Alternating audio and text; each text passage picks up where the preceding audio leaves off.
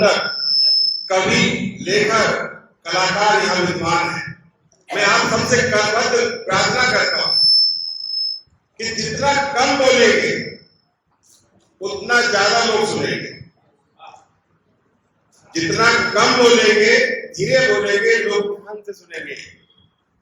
चीखने चिल्लाने से आवाज आती है, क्या बोल रहे हो ये सुनाई किसी को नहीं देता। और इसी में क्रांतिकारी, ओजस्वी, तेजस्वी हमारे दिल्ली के अध्यक्ष जो बहुत बड़ा कार्यक्रम करने वाले हैं और हर साल करते हैं, सीएस भंडारी जी से मैं अनुरोध करूंगा कि वो यहाँ आए और इनके लिए जोरदार कर हम लोग तालियां बजाएं। और आप और हमारे छोटे भाई है, बिल्कुल बिल्कुल छोटे भाई है। वकील साहब से मैं अनुरोध करूंगा कि वो इधर आए। वकील साहब कहाँ हैं? वकील साहब नहीं है। वकील साहब दिनेश जी माला दे वकील साहब को, सीएस भंडारी जी को पहनाएंगे। दिनेश जी आप आ जाओ आगे। हम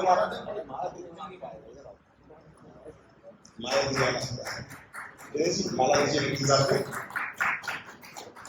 ये जोरदार स्वागत के साथ कम से कम बात वो बताएंगे और बुद्ध जयंती पर शोभा यात्रा का जो आयोजन वो कर रहे हैं उसमें सब लोग अपने अपने महापुरुषों की झांकियां लेकर पहुंचेंगे। उस आह्वान के साथ हमारे बीच में आए हैं और एजुकेशन से आप जुड़े रहे। आपका स्वागत है भंडारी जी, आइए।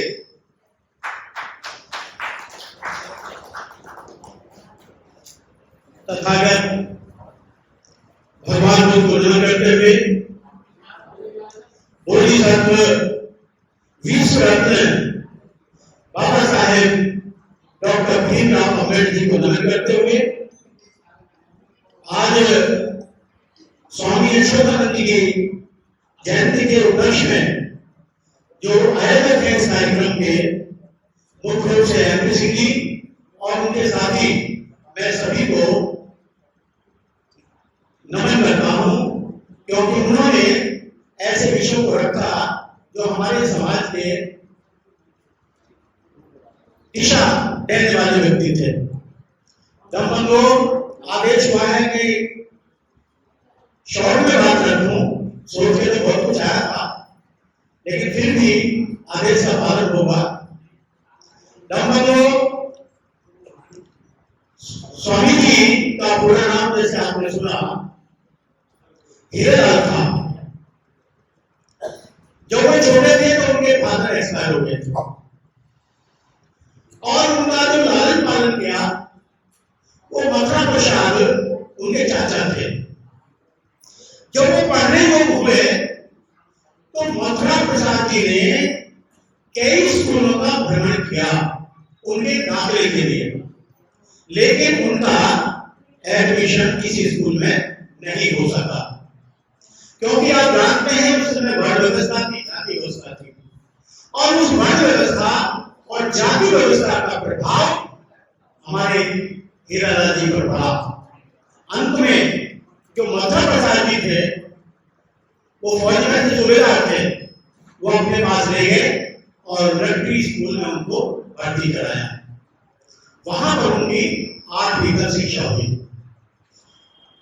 कुछ पॉइंट ऐसे हैं जैसे मनुस्मृति है, मनुस्मृति को बाबा साहब ने दिलाया, लेकिन मनुस्मृति में क्या है, क्या वो हमारे लिए है, सन 1925 में उन्होंने पढ़ा और उसके बारे में अपनी कविता भी लिखी कि वो हमको पीछे धकेल रही है, दूसरों को उठा रही है, सत्य और ब्राह्मण का अवसर दिलाती है, उनको जो है अवसर बनाती है और उनको नीचे बिठाती है। ये उनका सार उन्होंने दिया।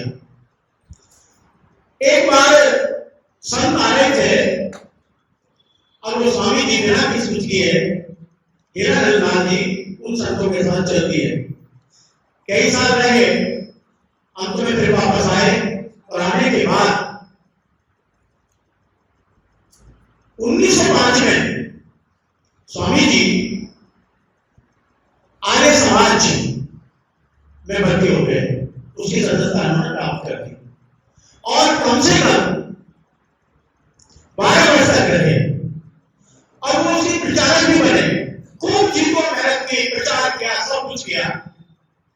लेकिन जो उस समय जाति व्यवस्था थी, वर्ण व्यवस्था थी, उसने उनका पीछा नहीं छोड़ा।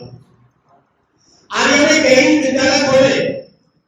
एक विद्यालय में उनको कहा, जो हमारे वक्ता बता रहे थे, कई विद्यालय में उद्घाटन हुआ, स्वामी जी को बुलाया गया, तो वहां सारा समाज दो भागों में बटा हुआ था।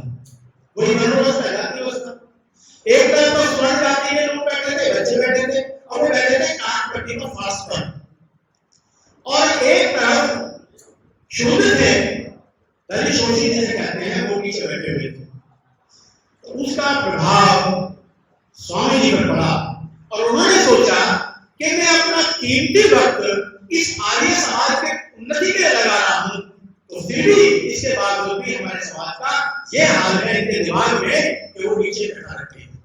तो बड़ा प्रभाव पड़ा और उसी दिन से उन्होंने आर्य समाज को छोड़ दिया। साइमन कमीशन भारत में आया।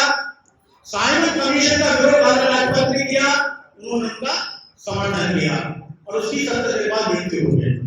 पूना पैक्ट हुआ, अच्युतानंद जी ने उनका जो है बाबा साहब का साथ दिया और पूना पैक्ट उनके साथ भी पूरा पैक्ट किया।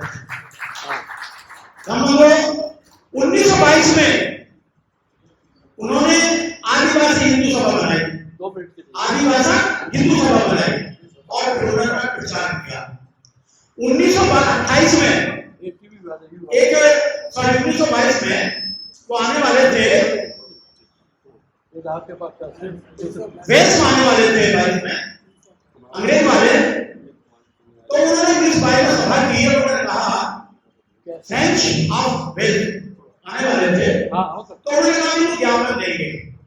और इस मीटिंग के बाद उन्होंने उनको 17 फार्मूले दिए, 17 फार्मूलों की लिस्ट दी और उसमें यही था, सारी मांगे थी कि हमारे बच्चों के साथ ऐसा होता है, हमको पढ़ाई का अधिकार दिया जाए, परिषद में को दिया जाए, हमारे शिक्षा में बच्चों को ध्यान दिया जाए, नौकरियों में ध्यान दिया, 17 पॉइंट थे। तो ये सारे उन्होंने दिए। टाइम नहीं है, अगर कोई एक बताता तो मैं कोई एक बता देता, लेकिन टाइम नहीं है इतना। 1928 में बॉम्बे में सभा हुई और उस सभा में बाबा साहब डॉक्टर B.R. अम्बेडकर जी से उनकी मुलाकात हुई। अंत में बहुत सारा विषय है, बहुत लंबा विषय है, बहुत पॉइंट है, लेकिन बस मैं अंत में यही बात कहूंगा कि जितने भी हमारे संत हुए हैं, सभी संतों ने समाज को सुधारने की बात कही है, लेकिन बाबा साहब से वो प्रभावित थे, बाबा साहब उनसे प्रभावित थे। बिल्कुल ठीक कह रहे हैं। अच्युतानंद जी जो थे, ये ठीक बात है, भले ही उन्होंने बुद्ध धर्म नहीं दिया, भले ही गुरुदास जी ने बुद्ध धर्म नहीं दिया, भले ही कबीरदास जी ने बुद्ध धर्म नहीं दिया, लेकिन अगर हम ध्यान से पढ़ेंगे तो उनकी वाणी में बुद्ध धर्म का सार मिलता है। कबीरदास जी हो या कबीरदास जी हो या अच्युतानंद जी हो, बुद्धिस्ट का सार मिलता है, जो हमारी पहली श्रवण संस्कृति थी। बिल्कुल ठीक कह रहे हैं। अंत में मैं दो बात और बताऊंगा आपको। पहले वैदिक संस्कृति और श्रवण संस्कृति थी, वैदिक और श्रवण संस्कृति थी। उसके बाद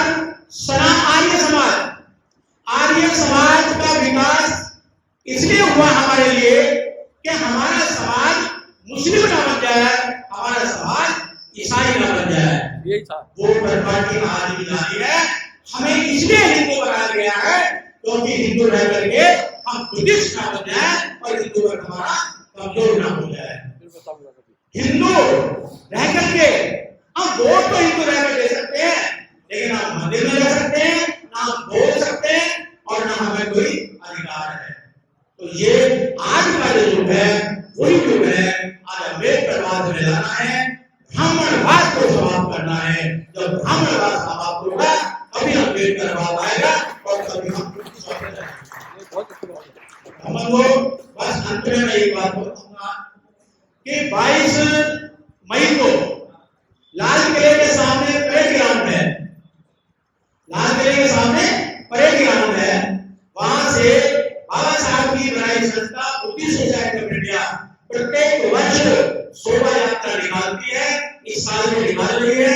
आज सभी बंधुओं से करबद्ध प्रार्थना है कि उस सभा में आप झांकी लाएं और स्वयं आए।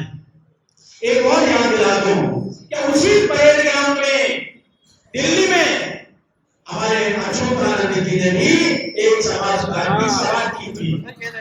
उसमें इस परेड ग्राउंड में सभा की थी उन्होंने, और वो आज परेड ग्राउंड से हमारी शोभा निकाली जा रही है।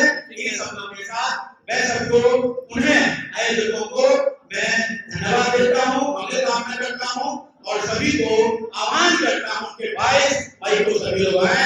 इन शब्दों के साथ जय भीम, जय भारत, नमो बुद्धाय। हमारे चैनल बहुजन दस्तक को लाइक, शेयर, सब्सक्राइब देखना मत भूलिएगा। जय भीम, जय भारत, जय संविधान, नमो बुद्धाय। धन्यवाद। चैनल आर्थिक समस्या से गुजर रहा है। अगर आप बहुजन समाज में बाबा साहेब अम्बेडकर और तथागत बुद्ध की विचारधारा को अधिक से अधिक लोगों तक पहुंचाना चाहते हैं तो हमें आर्थिक सहयोग प्रदान करें, ताकि हम अपने चैनल के माध्यम से देश विदेश में समता, बंधुता, एकता और संवैधानिक अधिकारों को ज्यादा से ज्यादा लोगों तक पहुंचा सकें। आप अपनी सहायता राशि नीचे लिखे खाते में जमा करा सकते हैं। खाता धारक गौतम रत्ना, खाता संख्या 3169576865 IFSC कोड SBIN 0060336, बैंक भारतीय स्टेट बैंक। आप हमारे बैंक खाते का विवरण स्क्रीन पर भी देख सकते हैं। जय भीम, जय भीम। मैं गौतम रत्ना आपका बहुजन फिल्म प्रोडक्शन में स्वागत करता हूं और आप हमारे प्रोडक्शन हाउस के अंदर अपना कैरियर बना सकते हैं as a film director, as a producer and actor and actress and editor and cinematographer also. अगर आपको फिल्म से रिलेटेड कुछ भी प्रोजेक्ट आपको बनवाना है तो हमारे पास में पूरा सेटअप है, जिसमें फिल्म कैमरा है, शूटिंग लाइट्स है और एडिटिंग है। सारा A to Z एक ही जगह पर आपको हमारे यहाँ पर मिल जाएगा। तो दोस्तों, आप हमें कांटेक्ट कर सकते हैं हमारे नंबर्स पर 9810085714 और 8510005714। हमारे वेबसाइट पे विजिट कर सकते हैं www.filmserviceindia.com और हमें मेल भी कर सकते हैं gautamfilmsproduction@gmail.com पर। धन्यवाद।